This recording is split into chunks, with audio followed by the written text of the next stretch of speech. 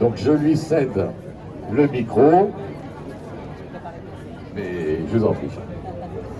Merci beaucoup à toutes et tous. D'abord, merci de m'accueillir à Montmartre. Je suis très très heureuse. J'ai entendu tout à l'heure vos portraits, parce que finalement Montmartre, ce n'est pas seulement des bâtiments, bien sûr la basilique.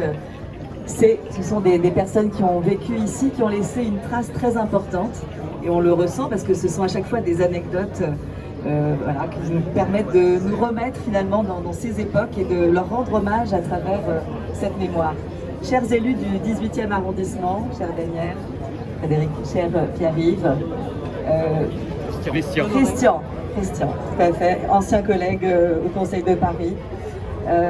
À vous toutes et tous, d'abord bon anniversaire à la commune de Montmartre. Merci. Voilà, et merci de m'accueillir. Alors si je suis là aujourd'hui, et je vous remercie pour cette invitation, merci surtout de m'avoir fait découvrir cette grande artiste, Anna Weisman, son œuvre, sa vie, sa personnalité hors du commun, et le sentiment assez étrange finalement de l'avoir connue depuis que vous m'en avez parlé.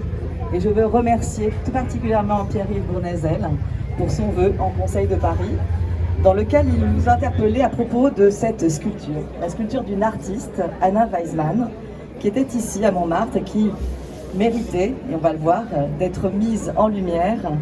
Et évidemment, j'y ai donné un avis favorable, mais sans connaître finalement cette artiste. Ce qui m'a permis de rencontrer d'abord Sibylle Blumenfeld, puis Samuel, et son fils, et de connaître l'œuvre immense de cette artiste femme, peu connue, pas assez reconnue, malgré son immense talent, son langage artistique assez particulier, et surtout cette vie hors du commun. Alors comment cette danseuse professionnelle à l'Opéra de Strasbourg, puis danseuse étoile des ballets d'Amérique latine, est devenue sculptrice? Deux mondes qui n'ont au départ finalement aucune raison de se croiser.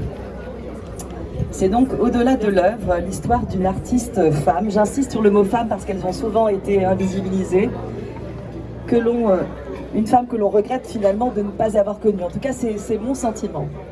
Heureusement, il y a ces interviews que Sibylle a pu mettre en lumière, ces interviews qui ont été conservées, qui nous permettent de découvrir l'artiste, la féministe, la combative, la mère, la femme, celle qui a dû fuir durant l'occupation son Alsace natale, celle qui a dû arrêter de danser en raison d'une blessure, cette femme qui a su se réinventer finalement, défiant tous les obstacles, et qui d'une pierre trouvée devant l'église Saint-Germain-des-Prés créa sa première œuvre intitulée Le Prophète. Alors je ne sais pas si vous la connaissez, mais je vous invite à aller la voir voilà, sur Google.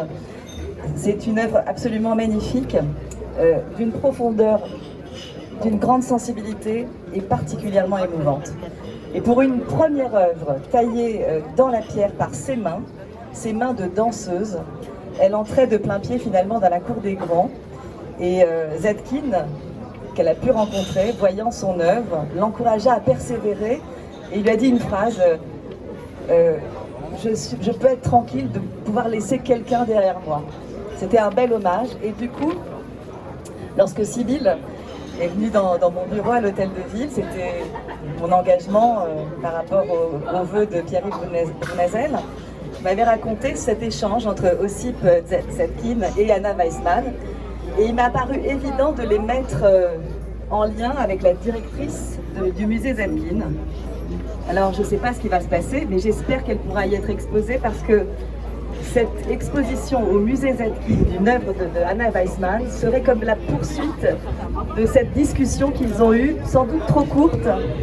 Et en tout cas, je pense que ce serait vraiment un juste retour des choses. Mais revenons ici, bien sûr, à Montmartre, rue du Mont-Cenis, avec cette magnifique sculpture qu'on va redécouvrir dans quelques instants. Et merci aux élus du 18e arrondissement qui ont contribué à la nettoyer, à la rendre plus belle.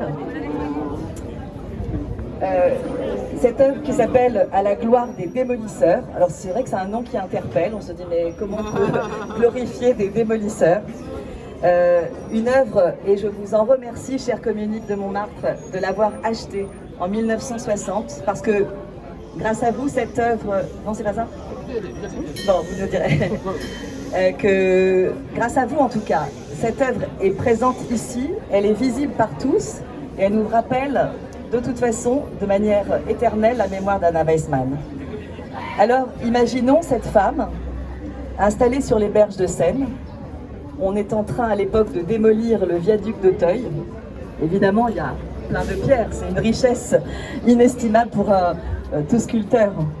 Et dans cet atelier à ciel ouvert, au milieu des démolisseurs, elle sculpte les pierres qui sont issues de cette démolition à l'aide, comme vous le racontez, Sybille et Samuel, j'imagine que vous allez nous le dire, à l'aide de tournevis et de tenailles. C'est dire cette envie irrépressible de tailler la pierre avec tout ce qu'elle avait à la portée de ses mains. Et elle crée cette œuvre à la gloire des démolisseurs, donc, qui démolissaient le viaduc d'Auteuil, qui est ici, toujours adossé à ce café.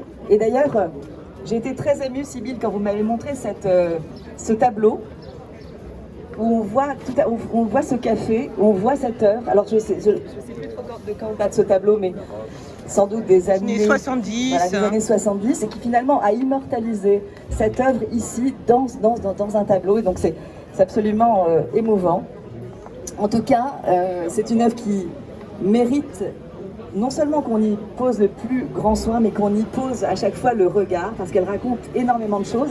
Elle raconte finalement cette artiste femme, hors du commun, comme je l'ai dit, avec une vie passionnante, passionnée, et une femme d'exception. Donc Sybille et Samuel, vous qui continuez de vivre dans son atelier, au milieu de ses œuvres, une œuvre prolifique, énorme, riche. Merci de nous la faire partager déjà.